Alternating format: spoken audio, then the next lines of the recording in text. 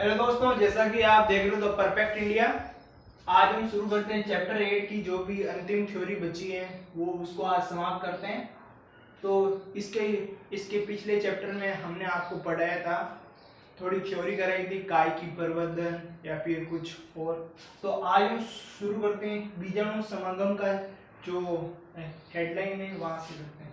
तो ये क्या होता है? ये मुख्यतः जो ब्रेड होती है ना, ब्रेड पर जो हमें थोड़े थोड़े फफूंद दिखते हैं, धागे के समान जो संरचना दिखती है, जो कि जनन में भाग नहीं लेती हैं, जो कि जो ब्रेड होती हैं वो यीस्ट जैसे तत्वों से मिलकर बनी होती हैं, जो उसकी बाहरी सतह पर जो उड़ते रहते हैं उसको ही कहते हैं बीजाणु समूह। तो ब्रेड पर धागे के समान संरचना विकसित होती है।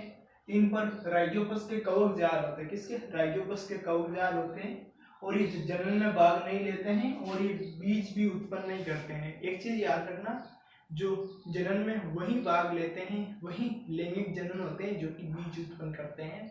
जो नहीं लेते हैं वो बीज उत्पन्न नहीं करते हैं।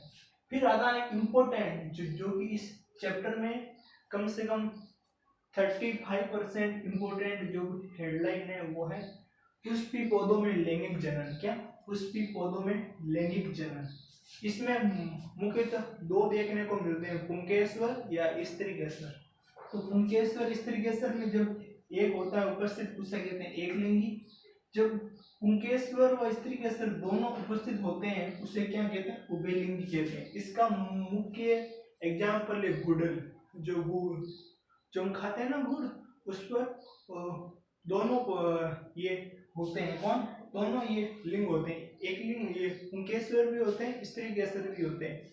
फिर इसका गुड़ल और सरसों, जो सरसों की खेती होती है, जब उसकी क्रॉप थोड़ी बड़ी होती है तो उस पर ये दोनों तरह के लिंग आपस में समय साझा करते हैं। तो ये बात है। और जब आप किसी पुंकेसर के पौधे को छूते हैं तो उस पर एक पीला पाउडर लग जाता है। जो आपको पता है, फूल वगैरह आप किसी भी किसी फूल को छूते हैं तो आपके हाथ पर कुछ पाउडर लगता है ना, वो लगभग मोस्टली जो लगता है वो पीले कलर का होता है। फिर बात करते हैं इन पुंकेसर और स्त्रीकेसर को किन पार्ट में बांटा गया। सबसे पहले कौन आता है, बीच में कौन आता है, अंतिम में कौन आता है? तो सबसे देखो, सबसे जो आधार वाला भाग होता है उसको कहते हैं अंडाशय कहते हैं। आधार वाला भाग उभरा हुआ होता है जिसको कहते हैं अंडाशय कहते हैं, जो बीचों बीच होता है, जो पुष्प है। फिर जो मध्य भाग में होता है, जो लंबाई का भाग होता है उसको कहते हैं वर्तिका कहते हैं। जो शीर्ष पर जो भाग होता है ना, गोल गोल होता है, उसको कहते हैं वर्तिकाग्र, जो प्राय चिपचिपा होता है। आपने कभी अनुभव किया होगा, जब आप कभी भी किसी फूल को छूते हो तो आपको वो थोड़ा चिपचिपा लगता है। तो ये तीन तरह के होते हैं। आधार में उभरा हुआ भाग होता है जिसे कहते हैं अंडाशय कहते हैं, बीच में लंबा भाग होता है जिसे वर्तिका कहते हैं, और इसके ऊपर होता है वर्तिकाग्र होता है। अब बात करते हैं अमाशय, जो बीजांड में होता है, जो बीजांड में होता है।